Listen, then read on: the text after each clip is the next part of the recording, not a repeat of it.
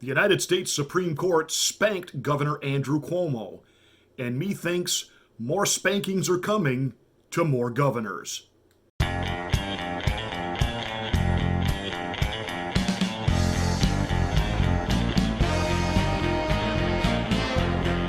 Late on Thanksgiving Eve, the United States Supreme Court handed down a decision that basically told Governor Andrew Cuomo, no, you cannot limit the size of religious gatherings. No, you cannot regulate what they do while they're there. You can't gag them, tell them they can't sing. You can't do anything that abridges their form of worship. Imagine that. A Supreme Court that actually said, we have a Constitution. And that Constitution and that First Amendment not only guarantees us the freedom of speech, but the freedom of assembly, the freedom to worship, and that is to be unhindered, unabridged, and, dare I say, unregulated by the United States government. Period. Period. Now, this is going to set the trend now because there are other states and there are other churches in other states that are really facing draconian in California. I know of a pastor who is being fined $5,000 a day. A day. Even on days when they're not having services, but if he and some of his staff members are on the church property, they get hammered with a $5,000 fine. I have to believe this now opens the door for these draconian measures to now be pushed back. These governors cannot simply declare some type of an emergency and that they have emergency executive authority to keep taking our rights, crushing and stopping our rights, our freedom of movement, our freedom of travel, etc., etc., etc. And it's about time that state legislative bodies push back. And I don't care what your party is. I don't care if you agree with what's happening. This should not come down to one single individual having this type of unfettered power, control, and authority. That is not the form of government that our founding fathers gave us. We have a representative form of government, and dare I say, gridlock is a good thing. The framers of our Constitution liked gridlock. It was slowed runaway trains down. It slowed the process down. And every time I hear the phrase bipartisan support in Congress, somehow you and I are about to lose something. Lose money, lose rights, lose freedom. Every time I hear that phrase, bipartisan support, I know there's a problem. Because let's get really real here. The partisanship, when it falls down the lines of ideology, there are certain things that when I hear that Democrats and Republicans are agreeing on, right away I get scared. I get scared. There are certain things I expect the liberals to be against. You know, traditional values. I expect them to be against that. When I hear that we're all getting together, we're just sing kumbaya and have a group moment here, I get really nervous about that. And letting these governors act like these little independent rogue dictators, that has got to stop. Otherwise, they will never bring these emergencies to an end. There's no reason to.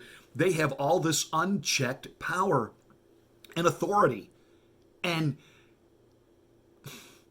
absolute power corrupts absolutely. Now, what changed? Because just a few months ago, the Supreme Court was actually siding with the states. Can I tell you what changed? Her name is Amy Coney Barrett. What changed? Those other decisions that were happening over the summer? Ruth Bader Ginsburg. By the way, Chief Justice John Roberts, you know, the gift given to us by the Bush administration, once again sided with the liberal side of the court, and he thinks that governors should have the right to infringe and restrict your freedom in times of emergency, even the church. Does that tell you all you need to know about the Bush dynasty and the fact that we see all these pictures of them with the Clintons, with the Obamas, that the one thing the Trump administration has truly shown to the American people, there really is a ruling class oligarchy. There really is a deep state.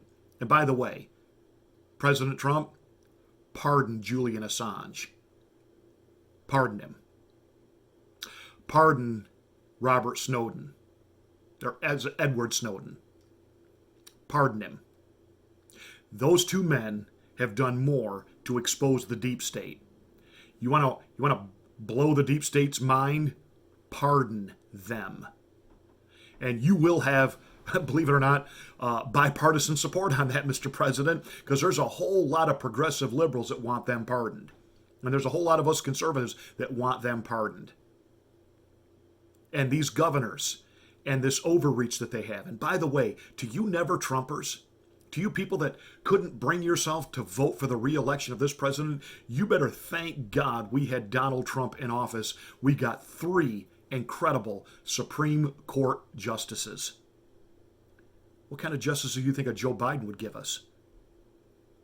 What kind of justice do you think a Mitt Romney would have given us, or a Marco Rubio?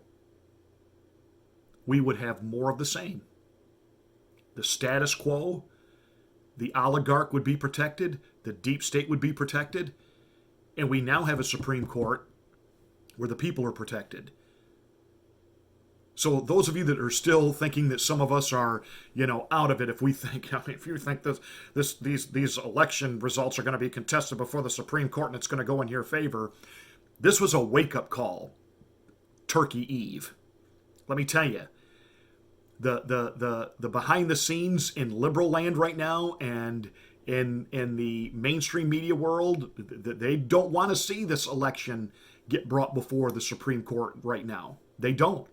They're and some of you, even you so-called Christian evangelicals, that I just a moral conscience. I could not vote for a man like Donald Trump. So you support the guy that supports late-term abortion right up to the point of birth? That guy you could pull the lever for? Or I just couldn't pull the lever for either one of them. And so you know what that means? It's a vote for Biden. Thank you. Thank you. President Trump, like him, hate him, he has done more to advance the evangelical church than any other sitting president in my lifetime. He has protected us. He has pulled restraints off of us where, funny thing, for years, liberal pastors, in particular in the black community, could get up in pulpits and say whatever they wanted to about the government, and that was not a problem. They could endorse candidates. They could have Democratic candidates come and speak in their pulpits. That was considered completely fine. But if you were a conservative pastor with conservative ideals, and you espouse that from the pulpit, your church was threatened with losing its tax-exempt status. It was just threatened right down the line. You can't get involved in politics and stay out of politics. And the president pulled that Johnson Amendment off of us and said, yeah, you're pastors. You're also Americans. And you have the freedom of speech, and you have the freedom to express opinion. Bum, ba-dum, bum. You think that'll happen under Biden when we see that basically he and his ilk working with the Silicon Valley, the techno world, when we have Facebook fact checkers and YouTube fact checkers, and that's all about censorship. I had this conversation with one of my own kids the other day, and they were trying to make the reasonable debate point of, well, you can't just let people disseminate false information. And I asked this question to which I did not get an answer. Well, who determines if it's false? Who is it that's actually making that determination? Who is it that gets that final, oh no, what you're saying is incorrect? Well, who is actually deciding that? Do they have an agenda, a bias, a perspective, a narrative? So at the end of the day, it was a good thing that the Supreme Court has made the decision it made. This is going to open the door now. We are going to see so many of these draconian infringements on our rights during this so-called fake, and you heard me say it again, fake pandemic. And again, run the numbers. Run the numbers. We shut the entire country down because 40,000 people may have perished. strictly from coronavirus. Not coronavirus and something else, which is what inflates the numbers. It's unconscionable that these people would take the real pain and grief that families are suffering when they've lost a loved one, and they have turned it into a way to inflict what they have done on this nation. And yes, the nations of the world who have decided under that globalist agenda to inflict pain on their own citizenry, to use a pandemic to bring about mass compliance. You will wear a mask.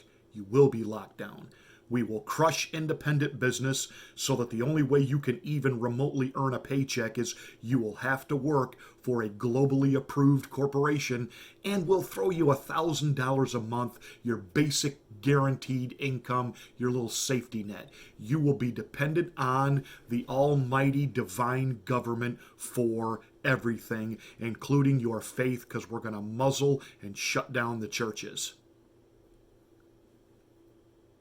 And SCOTUS said, no. This is the first domino to fall. And if you have an ounce of faith and believe and pray, we do need to pray that President Trump is vindicated on an election that has been just fraudulently taken away from him.